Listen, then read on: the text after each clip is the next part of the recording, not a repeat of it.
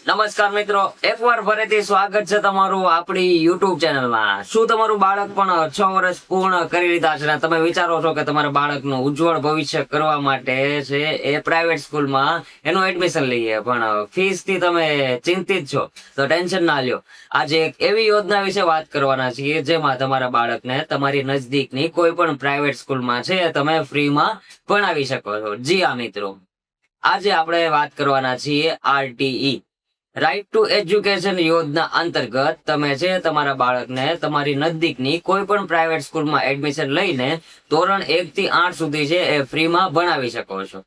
આ યોજનાની સંપૂર્ણ માહિતી છે તમને આગળ વિડીયોમાં જણાવું, તો વિડીયો છેલ્લે સુધી જોવા વિનંતી, અને ખાસ નોટ કરી લેજો કે 2026માં છે એ આ યોજનાને લઈને થોડાક નિયમમાં ફેરફાર કરવામાં આવ્યો છે. તો વિડીયો છેલ્લે સુધી જોવા વિનંતી, અને જે લોકો આપણી ચેનલમાં નવા હોય તો પ્લીઝ આ ચેનલને સબસ્ક્રાઇબ કરી લ્યો, બાજુમાં આપેલા બેલ આઇકન પર ક્લિક કરી લ્યો, કારણ કે આપણી ચેનલમાં આવી જ યોજનાની માહિતી છે એ સૌથી પહેલા અને સચોટ આપવામાં આવે છે. વિડીયો શરૂ કરે પહેલા ખાસ સૂચના કે વિડીયોમાં આપેલી તમામ માહિતી શાંતિથી જોવી અને સમજવી, જેથી કરીને ફોર્મ ભરતા સમયે તમારે કોઈ પણ પ્રકારની સમસ્યાનો સામનો ના કરવો પડે. સૌપ્રથમ આપણે વાત કરીએ તો RTE છે શું? તો RTE એટલે કે રાઇટ ટુ એજ્યુકેશન. આ યોજના છે એ 2009માં બહાર પાડવામાં આવી હતી, અને આ યોજના અંતર્ગત છે એ દરેક પ્રાઇવેટ સ્કૂલને છે એ 25% અનામત સીટ રાખવામાં આવે છે, જેમાં 25% સીટ જે હોય છે એ ગરીબ અથવા પછાત વર્ગના બાળકોને જે છે એ મફત શિક્ષણ માટે રાખવામાં આવે છે. 2024ના વર્ષમાં કુલ અંદાજિત 86,000 જેટલી સંખ્યા છે એ RTE અંતર્ગત છે એ એડમિશન આપવામાં આવશે. તો જલ્દીથી તમારું ફોર્મ ફિલઅપ કરી લ્યો, કંઈક તમારા બાળકનું એડમિશન છે એ RTE અંતર્ગત મળતા રહી ના જાય. જેમાં ઉંમરની વાત કરી લઈએ તો બાળકની ઉંમર છે એ 6 વર્ષ પૂરા થયેલા હોય અને પહેલા ધોરણમાં એડમિશન લેવાનું હોય એ બાળકોના ફોર્મ છે એ આ યોજના અંતર્ગત તમે ફિલઅપ કરી શકો છો.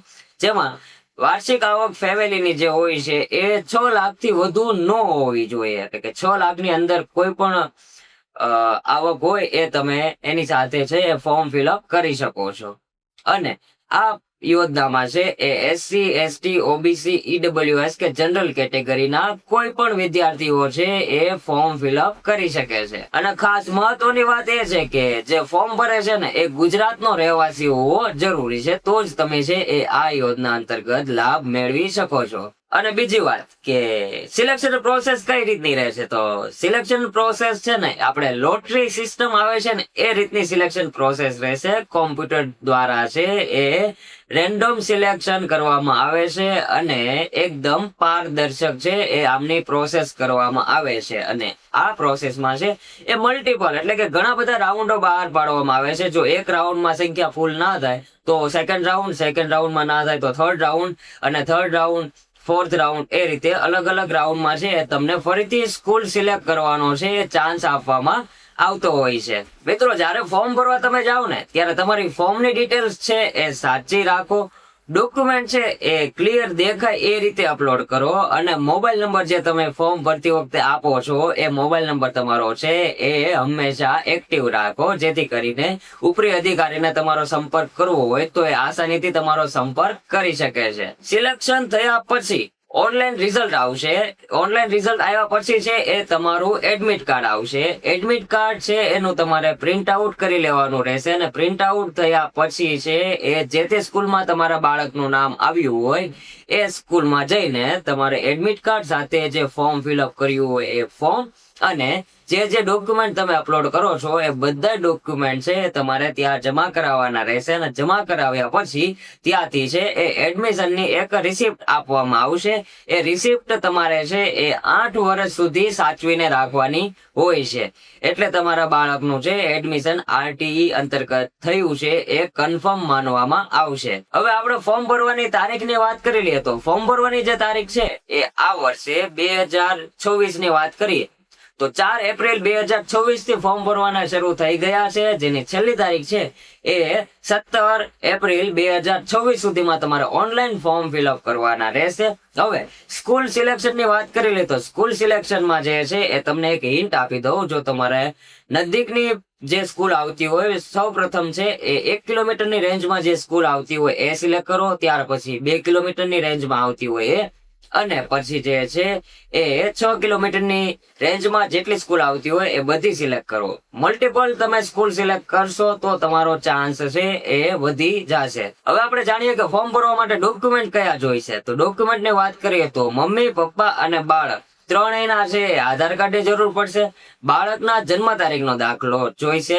ત્યાર પછી છે એ બાળકના પિતાના જાતિનો દાખલો, પિતાના આવકનો દાખલો, રેશન કાર્ડ. રેશન કાર્ડમાં બાળકનું નામ હોવું કમ્પલસરી છે, ફરજિયાત બાળકનું નામ હોવું જોઈએ. જો બાળકનું નામ નહીં હોય તો પછી છે એ તમારું ફોર્મ રિજેક્ટ કરવામાં આવશે. ત્યાર પછી વાત કરીએ તો જે છે એ bank passbook.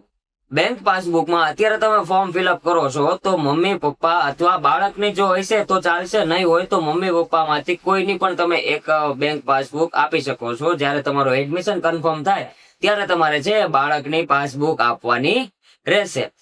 Active mobile number આપવાનો રહેશે. અને જો તમે 6 કિલોમીટરની રેન્જમાં તમારે કોઈ પણ સ્કૂલ આવતી ના હોય અને તમારે બહારની સ્કૂલમાં એડમિશન લેવું હોય તો જે છે એ રજીસ્ટર ભાડા કરાર તમારે કરાવવાનો રહેશે. જે રજીસ્ટરમાં ભાડા કરાર છે એ મામલતદાર ઓફિસમાં થતો હોય છે અને જેનો અંદાજિત ખર્ચો છે એ 3500 થી 4000 રૂપિયા છે એ અંદાજિત ખર્ચો થાય છે.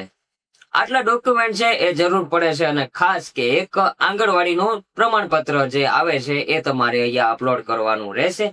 આટલી લિસ્ટ જે મેં આપી છે એ બધા ડોક્યુમેન્ટ તમારે ઓરિજિનલ ફોર્મ ભરતા સમયે તમારે હાજર રાખવાના રહેશે અને આ બધા ડોક્યુમેન્ટ છે એ અપલોડ કરવાના હોય છે.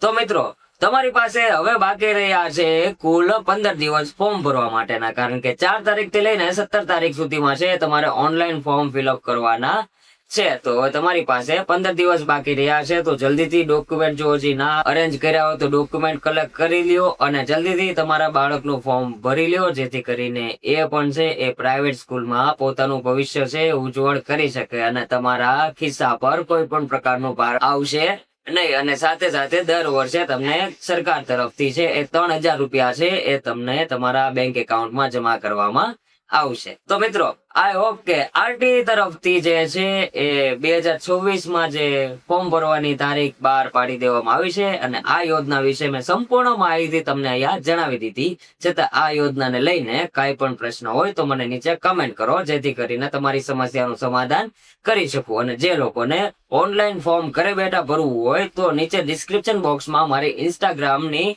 લિંક આપી દઉં છું, ત્યાં જઈને મને ડીએમ કરો તો જેથી કરીને છે હું તમારું ફોર્મ ઘરે બેઠા ભરી શકું.